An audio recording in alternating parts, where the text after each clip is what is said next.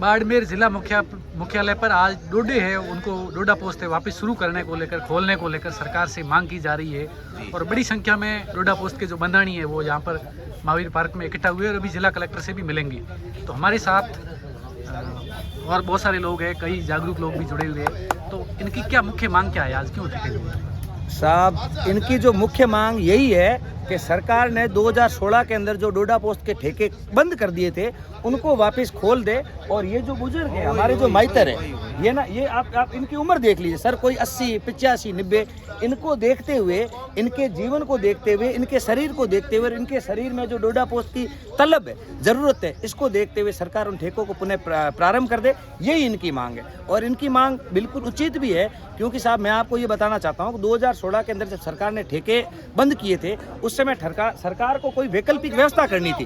भाई इनके लिए कोई चिकित्सकीय व्यवस्था करती, इनके लिए कोई रिहेबिलिटेशन सेंटर लगाती, सरकार ने ऐसा कुछ नहीं किया। ठीक है, इनको ऐसे हाल पे छोड़ दिया, जिस कारण क्या हुआ साहब, 2016 के बाद से डोडो की तस्करी बढ़ गई, खतरनाक तस्करी बढ़ी। इनको तो डोडा लेना जरूरी था क्योंकि इनके शरीर की मांग थी। फिर जब तस्करी बढ़ गई तब जो डोडा 500, 400, 1000 रुपए मिलता, वो डोडा साहब लगभग अब इनको 10,000 रुपए में खरीदना पड़ रहा है। एक तो आर्थिक रूप से ये बेचारे मारे गए, दूसरा 2016 के बाद से एमडी स्मैक ऐसे नशे बढ़ गए। यदि सरकार डोडा पोस्ट को स्टार्ट कर दे तो एमडी स्मैक जैसे नशे स्वतः ही बंद हो जाएंगे, ये सर हम कहना चाहते हैं। और दूसरा मैं आपको ये बताना चाहता हूँ कि ये देखो सर, ये सारे गरीब लोग, मजदूर लोग हैं। अब ये बेचारे तस्करों से 10,000 हज़ार के डोडा खरीदे, अपना टाबर पाले, ठीक है ना साहब। उनकी चिकित्सा की व्यवस्था, उनकी शिक्षा की व्यवस्था, तो सरकार यदि ऐसा कर लेती, और हम ये नहीं कहते कि सरकार पूर्ण रूप से कोई डोडो के ठेके खोल दे, सरकार तो एक डॉक्टरों की कमेटी बनाए, जो कमेटी, हाँ वो कमेटी जिनके बारे में कहे ना कभी इनको इस मात्रा तक डोडा दो, उसका उतना लाइसेंस दे दे। सारे मामलों का सरकार है वो शराब के ठेके वो गली गली में, गांव-गांव में खोल रही है, तो डोडो से बचने की कोशिश कर रही है। इसका क्या कारण है? जी सर, उसका कारण ये है, एक मैं आपको बताना चाहता हूँ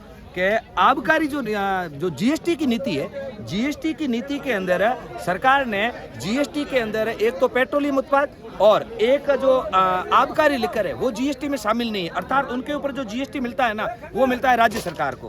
बाकी जितने भी उत्पाद है सारा का सारा जीएसटी केंद्र सरकार को आधा जाता है। अब सरकार राज्य सरकार को बताएगा हम इसके अंदर ज्यादा माताबड़ी करेंगे तो क्या है ना कि भाई आधा अपने को तो रेवेन्यू आना नहीं है, रेवेन्यू तो चला जाएगा केंद्र सरकार के पास, इसलिए राज्य सरकार इस बात से थोड़ा सा बचती आ रही है। मैं आपको बताना चाहता हूँ, आज तक का इतिहास उठा के देख लेना, आज तक आबकारी विभाग हमेशा मुख्यमंत्री के पास रहा है। कारण सीधी बात है, इसी कारण सरकार इससे बचना चाहती है। हम सब तो ये चाहते हैं कि भाई भजन लाल जी की मान लेते हैं, अच्छी सरकार है तो कम से कम इन बुजुर्गों की सुने, और इन भगवाधारियों की यदि बीजेपी नहीं सुनती है तो भाई अब तो हाथ जोड़िया और माथे ए इतना बैठा है, हूँ नहीं कह रहा। यदि डोडारा ठेकारी मांग सरकार नहीं मांगी तो हमारा सरपंचारो चुनावारो है बहिष्कार।